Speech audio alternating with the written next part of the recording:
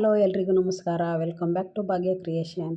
ಇವತ್ತು ಚಿಕನ್ ಮಾಡೋದು ತೋರಿಸ್ತೀನಿ. ಯಾರ್ಯಾರು ಹಾಗೆ ನಮ್ಮ ಚಾನಲ್ ನೋಡ್ತೀವಿ ಅಂದರೆ ದಯವಿಟ್ಟು ಸಬ್ಸ್ಕ್ರೈಬ್ ಮಾಡ್ಕೊಳ್ಳಿ ಫಸ್ಟು, ಆಮೇಲೆ ವಿಡಿಯೋ ನೋಡಿ. ಇವಾಗ ನೋಡಿ, ನಾನು ಚಿಕನ್ ಸಾರು ಅಂದರೆ ಮೊಟ್ಟೆ ಕೋಳಿ ಸಾರು ಮಾಡ್ತೀವಲ್ಲ, ಅದಕ್ಕೆ ನಾನು ತೊಗೊಂಡಿರೋದು ಟೊಮೊಟೊ, ಚಕ್ಕೆ, ಲವಂಗ, ಒಂದು 2 ಪೀಸ್ ಚಕ್ಕೆ ಮತ್ತು ಒಂದು 4 ಲವಂಗ, ಈರುಳ್ಳಿ, ಶುಂಠಿ ಮತ್ತು ಬೆಳ್ಳುಳ್ಳಿ, ಕೊತ್ತಂಬರಿ ಸೊಪ್ಪು. ನಾನಿವಾಗ ಇಷ್ಟನ್ನು ಮಾತ್ರನ ಹುರ್ಕೊಂಡು ರುಬ್ಕೋತಾ ಇದ್ದೀನಿ. ಫಸ್ಟಿಗೆ ನಾವು ಇವಾಗ ಗ್ಯಾಸ್ ಹಚ್ಚಿ ಒಂದು ಚಿಕ್ಕದು ಬಾಂಡೆ ಇಟ್ಕೊಳ್ಳೋಣ. ಚಿಕ್ಕದಾದರೂ ಆಯಿತು, ದೊಡ್ಡದಾದರೂ ಆಯಿತು, ನಿಮಗೆ ಬೇಕಾಗಿದ್ದು ಇಟ್ಕೊಳ್ಳಿ. ಇವಾಗ ಸ್ವಲ್ಪ ಎಣ್ಣೆ ಹಾಕ್ಕೊಳ್ಳೋಣ. ಈಗ ಮೊದಲಿಗೆ ನಾನು ಈರುಳ್ಳಿ ಹಾಕ್ಕೋತಾ ಇದ್ದೀನಿ.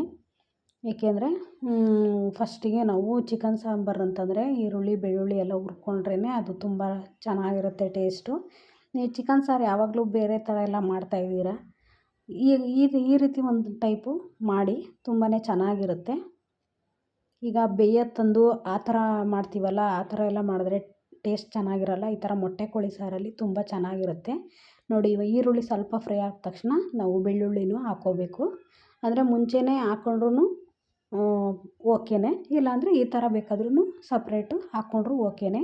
ಇವಾಗ ಈರುಳ್ಳಿ ಬೆಳ್ಳುಳ್ಳಿ ಸ್ವಲ್ಪ ಫ್ರೈ ಆದ ತಕ್ಷಣ, ಅಂದರೆ ಟೊಮೊಟೊ ಇದಕ್ಕೆ ಜಾಸ್ತಿ ಹಾಕ್ಕೋಬೇಡಿ, ಒಂದು ಸ್ವಲ್ಪನೇ ಹಾಕ್ಕೊಳ್ಳಿ. ಯಾಕಂದರೆ ಒಂದು ಚಿಕ್ಕದು ಒಂದಾದರೂ ಪರವಾಗಿಲ್ಲ, ಒಂದು ಅರ್ಧ ಆದರೂ ಪರವಾಗಿಲ್ಲ, ಹುಳಿ ಬಂದುಬಿಡುತ್ತೆ. ಅದಕ್ಕೆ ಸ್ವಲ್ಪ ಅರಿಶಿನ ಪುಡಿ ಹಾಕ್ಕೊಂಡು ಚೆನ್ನಾಗಿ ಫ್ರೈ ಮಾಡ್ಕೊಳ್ಳಿ. ಏಕೆಂದರೆ ಚಿಕನ್ ಸಾರಿಗೆ ಜಾಸ್ತಿ ಹುಳಿ ಆದರೆ ಹುಳಿ ಹುಳಿ ಟೈಪು ಅನಿಸುತ್ತೆ, ಹಾಗಾಗಿ ಸ್ವಲ್ಪ ಹಾಕ್ಕೋಬೇಕು ಟೊಮೊಟೊನ. ಮತ್ತು ಶುಂಠಿ ಒಂದು 2 ಇಂಚಷ್ಟು ನಾನು ಶುಂಠಿ ತೊಗೊಂಡಿದ್ದೀನಿ. ಮತ್ತು ಒಂದು 2 ಪೀಸು ಚಕ್ಕೆ ಮತ್ತು ಲವಂಗ, ನೀವು ಪುಡಿ ಇದ್ರೂ ಪುಡಿ ಹಾಕ್ಕೋಬೋದು. ಈಗ ಕೊತ್ತಂಬರಿ ಸೊಪ್ಪು ನಾನು ಎಲ್ಲದೂ ಸದಾ ಎಣ್ಣೆಯಲ್ಲಿ ಸ್ವಲ್ಪ ಫ್ರೈ ಮಾಡ್ಕೋತಾ ಇದ್ದೀನಿ. ನೀವು ಹಾಗೆ ಬೇಕಾದರೂ ಹಾಕ್ಕೋಬೋದು. ಇವಾಗ ಇದು ಹುರಿದಿದ್ದಾಯಿತು, ತಣ್ಣಗೆ ಮಾಡೋಕೆ ಇಡೋಣ.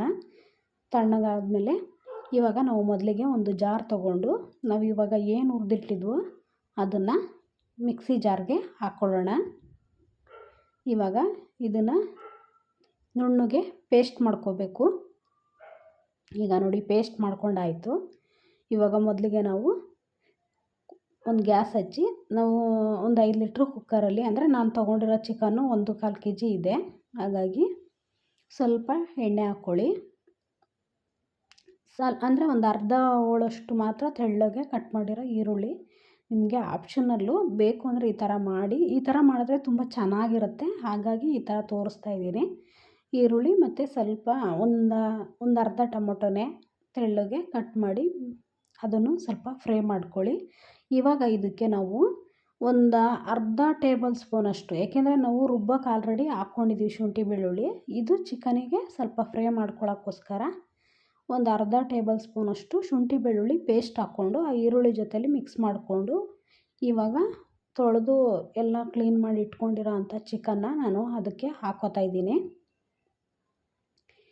ಇವಾಗ ಚಿಕನ್ನೆಲ್ಲ ಹಾಕ್ಕೊಂಡಾದ್ಮೇಲೆ ಇದನ್ನು ಚೆನ್ನಾಗಿ ಆ ಈರುಳ್ಳಿ ಬೆಳ್ಳುಳ್ಳಿ ಶುಂಠಿಲಿ ಸ್ವಲ್ಪ ಮಿಕ್ಸ್ ಮಾಡ್ಕೋಬೇಕು. ಏಕೆಂದರೆ ಸ್ವಲ್ಪ ಹಸಿ ವಾಸನೆ ಇರುತ್ತಲ್ಲ, ಅದು ಸ್ವಲ್ಪ ಹೊರಟೋಗುತ್ತೆ. ಆ ಥರ ಮಾಡಿಕೊಂಡ್ರೆ ನೋಡಿ, ಇವಾಗ ಅದು ಹಸಿ ವಾಸನೆ ಹೋಗಿದೆ. ಇವಾಗ ನಾನು ಏನು ಪೇಸ್ಟ್ ಮಾಡಿ ಇಟ್ಕೊಂಡಿದ್ನೋ ಎಲ್ಲ ಫ್ರೈ ಮಾಡಿದ್ನ, ಆ ಪೇಸ್ಟನ್ನ ಅದಕ್ಕೆ ಹಾಕ್ಕೋತಾ ಇದ್ದೀನಿ. ನೀವು ಸ್ಟೆಪ್ ಬೈ ಸ್ಟೆಪ್ ಈ ಥರ ಮಾಡಿಕೊಂಡ್ರೆ ಚಿಕನ್ ಸಾರು ತುಂಬಾ ಚೆನ್ನಾಗಿರುತ್ತೆ. ನಾವು ಇವಾಗಲೇ ಉಪ್ಪನ್ನ ಹಾಕ್ಕೋಬೇಕು, ಏಕೆಂದರೆ ಚಿಕನ್ ಇದು ಬೇಗ ಬೇಯಲ್ವಲ್ಲ, ಹಾಗಾಗಿ ಚೆನ್ನಾಗಿ ಉಪ್ಪು ಖಾರ ಹಿಡಿಯುತ್ತೆ ಫಸ್ಟಿಗೆ ಹಾಕಿದ್ರೆ.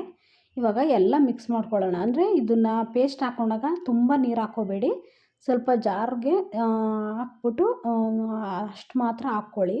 ಇವಾಗ ಅದೇ ಜಾರ್ಗೆ ನಾನು ಖಾರದ ಪುಡಿ ಹಾಕ್ಕೋತಾ ಇದ್ದೀನಿ. ನಾನು 2.5 ಸ್ಪೂನು ಅಚ್ಚ ಖಾರದ ಪುಡಿ ಮತ್ತು 4.25 ಟೇಬಲ್ ಸ್ಪೂನಷ್ಟು ಧನಿಯಾ ಪುಡಿ ಹಾಕ್ಕೋತಾ ಇದ್ದೀನಿ. ನೀವು ಜಾರಲ್ಲಿ ಈ ಥರ ರುಬ್ಕೋಬೋದು, ಇಲ್ಲಾಂದರೆ ಡೈರೆಕ್ಟ್ ಹಾಗೆ ಹಾಕ್ಕೋಬೋದು. ನಾನು ಈ ಥರ ಜಾರ್ಗೆ ಹಾಕ್ಕೊಂಡು ಸ್ವಲ್ಪ ನೀರು ಹಾಕ್ಕೊಂಡು ಮಿಕ್ಸ್ ಮಾಡಿಕೊಂಡು 1-2 ಸುತ್ತು ರುಬ್ಕೋತಾ ಇದ್ದೀನಿ. ಏಕೆಂದರೆ ರುಬ್ಬಿದ್ರೆ ಎರಡು ಚೆನ್ನಾಗಿ ಮಿಕ್ಸ್ ಆಗಿರುತ್ತೆ, ಆವಾಗ ಇನ್ನೂ ಚೆನ್ನಾಗಿರುತ್ತೆ. ನೋಡಿ, ಮಿಕ್ಸಿಲಿ 1-2 ಸುತ್ತು ರುಬ್ಕೊಂಡೆ. ಈ ಥರ ಅಂದರೆ ಆಲ್ರೆಡಿ ಅದು ನೈಸ್ಗಿರೋದ್ರಿಂದ ರುಬ್ಬೋ ಅವಶ್ಯಕತೆ ಇಲ್ಲ, ಹಾಗೆ ಹಾಕ್ಬೋದು. ನೋಡಿ, ಈರುಳ್ಳಿ ಮತ್ತು ಟೊಮೊಟೊ ಎಲ್ಲ ಫ್ರೈ ಮಾಡಿರೋದ್ರಲ್ಲಿ ಈ ಥರ ಚಿಕನ್ನು ಚೆನ್ನಾಗಿ ಕುದಿಬೇಕು. ಆವಾಗ ಅದು ಈರುಳ್ಳಿ ಟೊಮೊಟೊ ಅಂಶ ಶುಂಠಿ ಬೆಳ್ಳುಳ್ಳಿದೆಲ್ಲ ಚೆನ್ನಾಗಿ ಚಿಕನ್ ಹೀರ್ಕೊಂಡಿರುತ್ತೆ ಆಲ್ರೆಡಿ. ಏಕೆಂದರೆ ಈ ಥರ ಬೇಯಿಸ್ಕೊಂಡು ಮಾಡಿದ್ರೇ ಇದು ಚಿಕನ್ನು ಬೇಗನೂ ಬೇಯುತ್ತೆ ಲಾಸ್ಟಿಗೆ, ಮತ್ತು ಚೆನ್ನಾಗಿರುತ್ತೆ, ಹಾಗೇ ತಿನ್ಬೋದು. ಇವಾಗ ನಾವೇನು ರುಬ್ಬಿಟ್ಕೊಂಡಿದ್ವಿ ನೋಡಿ, ಖಾರ, ಅಚ್ಚ ಖಾರದ ಪುಡಿ, ಧನಿಯಾ ಪುಡಿ, ಅದನ್ನು ಮಿಕ್ಸ್ ಮಾಡ್ಕೊಳ್ಳಿ. ಇವಾಗ ಅದನ್ನು ಇವಾಗ ಚೆನ್ನಾಗಿ ಕುದಿಯೋಕ್ಕೆ ಬಿಡೋಣ. ಏಕೆ ಅಂದರೆ ಖಾರದಲ್ಲಿ ಸ್ವಲ್ಪ ಕುದಿಬೇಕು, ಅಂದರೆ ಚಿಕನ್ಗೆ ಉಪ್ಪು ಖಾರ ಅದು ಸ್ವಲ್ಪ ಹಿಡಿಬೇಕು. ಈಗ ಅದು ಚೆನ್ನಾಗಿ ಕುದಿಯೋದ್ರೊಳಗೆ ನಾವು ಮತ್ತೆ ಅದೇ ಜಾರ್ಗೆ ತೆಂಗಿನಕಾಯಿ ಮತ್ತು ಒಂದು ಟೀ ಸ್ಪೂನಷ್ಟು, 1-2 ಸ್ಪೂನಷ್ಟು ನಾನು ಗಸಗಸೆ ಹಾಕ್ಕೋತಾ ಇದ್ದೀನಿ. ನೀವು ಬೇಕು ಅಂದರೆ 1 ಸ್ಪೂನ್ ಹಾಕ್ಕೊಳ್ಳಿ. ಗಸಗಸೆ ಹಾಕಿದ್ರೆ ಸಾಂಬಾರು ತುಂಬಾ ಚೆನ್ನಾಗಿರುತ್ತೆ ಮತ್ತು ಗಟ್ಟಿನೂ ಬರುತ್ತೆ. ಬಟ್ ಅಕ್ಕಿ ನಿಮಗೆ ಆಪ್ಷನಲ್ ಅನ್ನೋದಕ್ಕಿಂತ ತೆಂಗಿನಕಾಯಿ ಬೇಗ ನುಣ್ಣಗಾಗಲ್ಲ, ಹಾಗಾಗಿ ಸ್ವಲ್ಪ ಅಕ್ಕಿ ಹಾಕ್ಕೊಂಡಿದ್ದೀನಿ. ಮತ್ತು ಕಡಲೆನೂ ಅಷ್ಟೇ, ಸಾಂಬಾರೆಲ್ಲ ತಳ ಹಿಡಿಯುತ್ತೆ, ಹಾಗಾಗಿ ಬೇಕಾದರೆ ಹಾಕ್ಕೊಳ್ಳಿ, ಇಲ್ಲಾಂದರೆ ಸ್ಕಿಪ್ ಮಾಡ್ಕೊಳ್ಳಿ. ಒಂದು ಸ್ವಲ್ಪ ಹಾಕ್ಕೊಂಡು ನಾನು ಪೇಸ್ಟ್ ಮಾಡ್ಕೊಂಡಿದ್ದೀನಿ ತೆಂಗಿನಕಾಯಿನ. ನೋಡಿ ಇವಾಗ ನಾನು ಖಾರ ಎಲ್ಲ ಹಾಕಿದ್ದು ಚೆನ್ನಾಗಿ ಕುದೀತಾ ಇದೆ. ಈಗ ಇನ್ನೂ ಒಂದು ಕುದಿಬೇಕು. ನೋಡಿ ಈ ಥರ ಚೆನ್ನಾಗಿ ಕುದಿಬೇಕು. ಒಂದು 10 ನಿಮಿಷ ಚೆನ್ನಾಗಿ ಕುದ್ರೆ ಉಪ್ಪು ಖಾರ ಚೆನ್ನಾಗಿ ಹಿಡಿಯುತ್ತೆ. ಅದರಲ್ಲಿ ಆಲ್ಮೋಸ್ಟು ಚಿಕನ್ನು ಚೆನ್ನಾಗಿ ಹೊಂದ್ಕೊಂಡಿರುತ್ತೆ. ಇವಾಗ ನಾವು ತೆಂಗಿನಕಾಯಿ ರುಬ್ಬಿರೋದ ಹಾಕ್ಕೊಳ್ಳೋಣ. ಈಗ ಅದನ್ನು ಹಾಕ್ಕೊಂಡು ಚೆನ್ನಾಗಿ ಮಿಕ್ಸ್ ಮಾಡ್ಕೊಳ್ಳಿ. ಮತ್ತು ನಿಮಗೆ ಎಷ್ಟು ಕ್ವಾಂಟಿಟಿ ಸಾಂಬಾರು ಬೇಕೋ, ಎಷ್ಟು ಖಾರದ ಪುಡಿ ಹಾಕಿರ್ತೀರ ಅದ್ರ ಮೇಲೆ, ಅಂದರೆ ನಾವು ಚಿಕನ್ ಎಷ್ಟು ತೊಗೊಂಡಿರ್ತೀವೋ ಅಷ್ಟು ಮಾತ್ರ ನಾವು ಸಾಂಬಾರು ಮಾಡಿದ್ರೆ ತುಂಬ ಚೆನ್ನಾಗಿರುತ್ತೆ. ಅದಕ್ಕಿಂತ ಜಾಸ್ತಿ ಮಾಡಿದ್ರೆ ಚೆನ್ನಾಗಿರಲ್ಲ ಸಾಂಬಾರು. ಹಾಗಾಗಿ ನಾನು 1 ಗ್ಲಾಸು ಒಂದು ಸ್ವಲ್ಪ ನೀರು ಹಾಕ್ಕೊಂಡೆ ಅಷ್ಟೇ. ಯಾಕೆಂದರೆ ಆಲ್ರೆಡಿ ತೆಳುವಿದೆ, ನಾನು ಜಾರಲ್ಲಿ ಇದ್ದಿದ್ದೆಲ್ಲ ತೊಳೆದು ಹಾಕಿದ್ನಲ್ಲ, ಹಾಗಾಗಿ. ಇವಾಗ ನೋಡಿ ಮೊಟ್ಟೆ ಕೋಳಿ ಸಾರು ಅಂದರೆ ಮೊಟ್ಟೆ ಮುಂಚೆನೇ ನಾನು ಹಾಕ್ಬಿಟ್ರೆ ಅದು ಒಡೆದೋಗ್ಬಿಡುತ್ತೆ, ಅದು ಎಲ್ಲ ಮಿಕ್ಸ್ ಆಗುತ್ತೆ ಅನ್ನೋ ಕಾರಣಕ್ಕೆ ನಾನು ಮತ್ತೆ ಅದನ್ನೆಲ್ಲ ಹಾಕಿದ್ಮೇಲೆ ಮೇಲ್ಗಡೆ ಹಾಕ್ಬಿಟ್ಟು ಲಿಡ್ಡನ್ನ ಕ್ಲೋಸ್ ಮಾಡ್ತಾಯಿದ್ದೀನಿ. ಇವಾಗ ಅದನ್ನು ಒಂದು 3-4 ವಿಷಲ್ ಕೂಗಿಸ್ಕೊಳ್ಳಿ. ಅಂದರೆ ಒಬ್ಬೊಬ್ಬರು ಮನೆ ಕುಕ್ಕರ್ ಒಂದೊಂದು ರೀತಿ ಇರುತ್ತೆ. ಅವ್ರವ್ರ ಮನೇಲಿ ಎಷ್ಟು ವಿಷಲ್ ಹೊಡ್ಸಿದ್ರೆ ಕೂಗುತ್ತೆ ಅನ್ನೋ ಇದ್ರ ಮೇಲೆ ಹೊಡೆಸ್ಕೊಳ್ಳಿ ವಿಷಲ್ನ.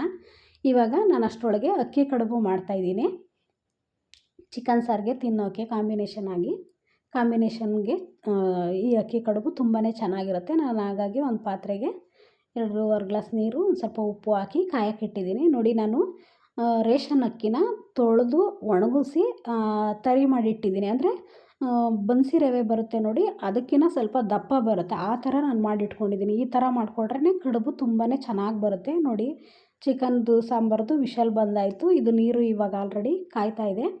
ಇವಾಗ ನಾವು ಸಾಕು, ಇಷ್ಟು ಕಾಯ್ದಿದ್ರೂ ಓಕೆ, ಕುದಿಯೋಂಗೇನು ಕಾಯಬೇಕು ಅನ್ನೋದೇನಿಲ್ಲ.